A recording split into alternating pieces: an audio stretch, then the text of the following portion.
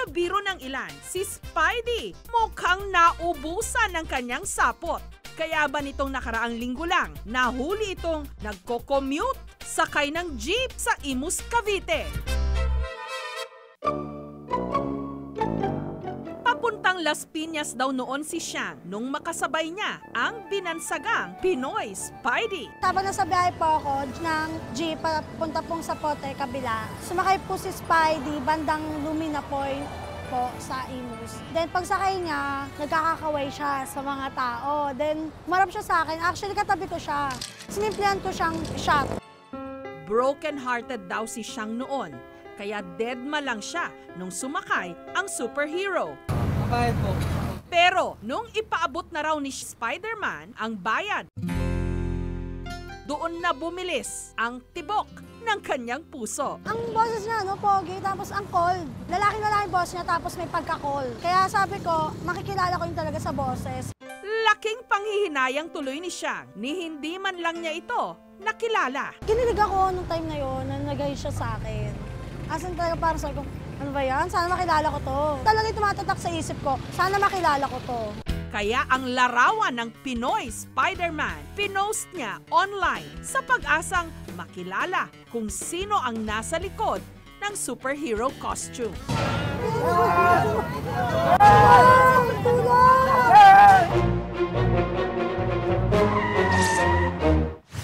At nito lang nakaraang Sabado, may lumabas na namang litrato ng isa pang naka-Spider-Man costume. Sa pagkakataong ito, hindi sa jeep, kundi sa Masungay Geo Reserve sa Rizal. Ang nasa likod ng costume, si Lee Darwin Gutierrez. Sa tuwing may lakad daw silang magbabarkada, lagi raw talaga siyang nagko-costume. Masaya na makulit yung feeling. Dagdag enjoyment sa travel yun eh. Na as yourself and then as some people na-appreciate din ng ibang tao na, meron tayong kasamang superhero. Spider-Man ang kanyang peg dahil isa siyang web developer. Na-associate ko na. Yun na yung pinakamalapit sa web developer na superhero na nagliligtas ng buhay. Si Spider-Man. Ang tanong, si Lee Darwin din ba ang Spider-Man na nakitang nakasakay sa jeep na hinahanap ngayon ni Xiang? Hindi talaga ako actually. Nagkataon talaga na lumabas din yung mga ganun. Kasi previously naman, nagpo-post na rin ako na may mga Spider-Man. Di naman yung nagba-viral. Maliban kay Spider-Man, may isa pang superhero na naispatan din sa Valenzuela nito lang nakaraang linggo, si Batman. Pero imbes na sakay ng kanyang Batmobile, ang Cape Crusader nakabisikleta. Ang ating Dark Knight walang iba kundi si Rodrigo Dizon. Pagka naka-Batman costume po ako habang nagbabike, nakikita ko po yung mga bata at mga taong aking nakakasalubong. Nakangiti po sila, parang masaya. Kaya po, nakaugalian ko na po na mag-costume ng Batman. Ang kanyang Batcave matatagpuan sa Balagtas, Bulacan. Si Batman lang ang may forever, kaya nagustuhan ko siyang idolin. Dahil hilig daw talaga ni Rodrigo na magbisikleta, sinet-upan din niya ang kanyang bike ala Batman. Dinadala niya ito suot ang kanyang Batman costume sa mga fun ride at sa mga charity event. Nag-evolve na po siya 2012. Ano lang po yung sapatos ng dati. Mga black shoes lang po. May gloves na po. At medyo maganda na po yung gear ni Batman. Saka nag-produce na po ako ng medyo maganda-gandang boots. Batman lang daw ang superhero costume na meron siya. Kaya hindi daw siya ang hinahanap ni Xiang na naka-Spider-Man costume. Kasi Batman ang naging favorito ko. Kasi pag nakasuot ako ng Spider-Man, hindi kilala si Spider-Man eh. Pero pagka si Batman, may kapa, kitang-kita agad kahit malayo ako. Nakasigaw na silang Batman. Tulong! Tulong!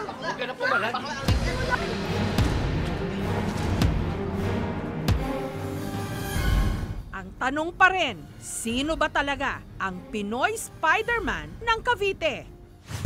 Hanggang nitong nakaraang linggo, nakatanggap si Xiang ng Facebook message mula sa mga kaibigan daw ng nalitratuhan niyang Pinoy Spidey.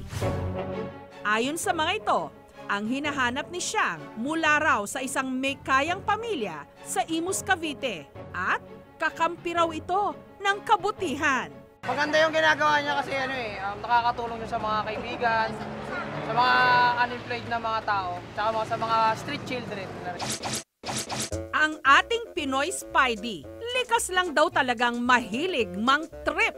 Palabiro, kahit tirik na tirik ang araw, pinapangatawanan daw nitong mag-costume, makapagpasaya lang ng tao. At ayon din sa kanyang mga katropa, gusto rin daw nitong makipagkita kay Siang. Na-excite ako na makita siya, na for the first time makikita ko siya in personal. Sana matanggal niya yung mask niya.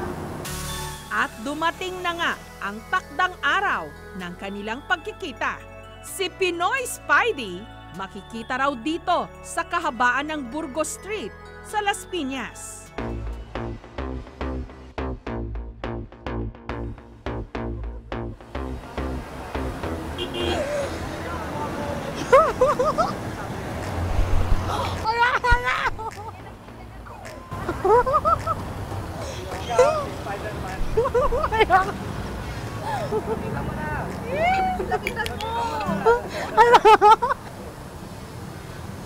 Kapalik. Ang pangalan mo? Secret. Sabihin mo na. Hindi. Dali na. Bawal. Dali na. Secret. Bakit secret? Pero mukhang gusto niyang manatiling misteryoso. Tumangging ipakita ang tunay niyang pagkatao. Ang galing mo na. Hindi. Huwag ganyan. Ayoko na. Kinikilig na. Uwi na. Ay, ang bango niya. Ang bango niya. Pinagandaan ka to. Gayunpaman, nagpaunlak ito ng panayam. Yung reaction kasi natutuwa ako eh. Siyempre, hindi naman ako makita, so they can judge me.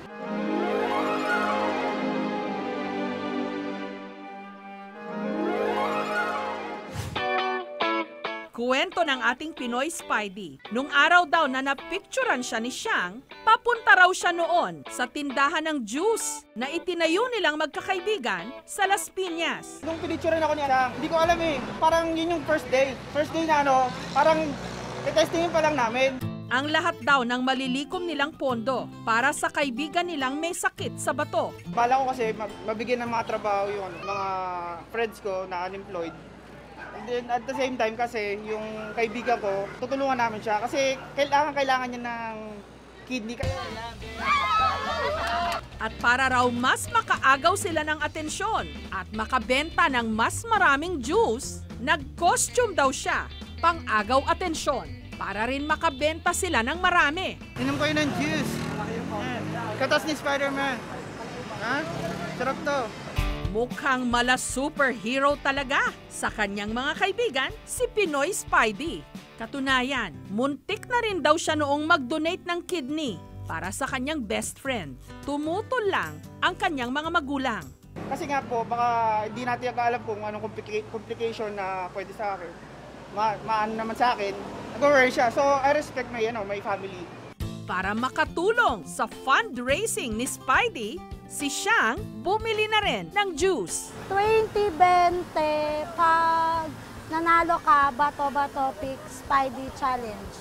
Pag nanalo si Spidey, 50 donate ka. Bato-Bato Pick.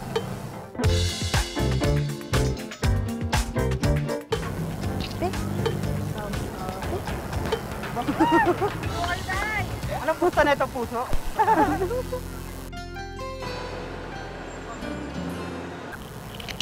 Pick.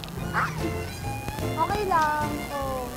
Bayan, kung gusto niyo maging superhero, bili kayong juice, 20 pesos lang. Yung proceeds naman po, hindi naman po talagang makakatulong yun. Yun to pala ang purpose namin. Makatulong, tapos makapagpasaya. Wala na iba, good vibes lang.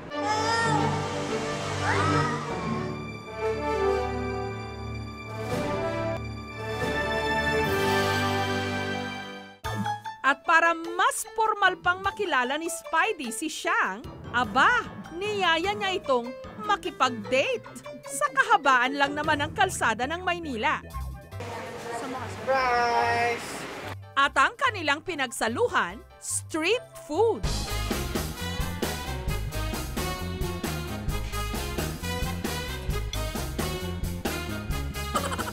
At hindi raw dito natatapos ang kanilang pagkikita. Pero sa ngayon, friends lang daw muna sila. Sobrang kulit niya. Pares-pares kami ng ugali, kaya siguro nagkasulo kami agad. Hindi ako makulit, ha?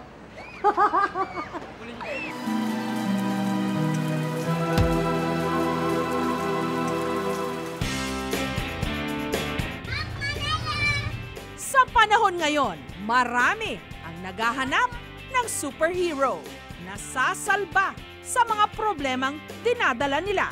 Pero superhero man o hindi, may costume man o wala, may kapangyarihan man o simple lang, lahat naman tayo may kakayahang tumulong at magpaligaya ng ating kapwa.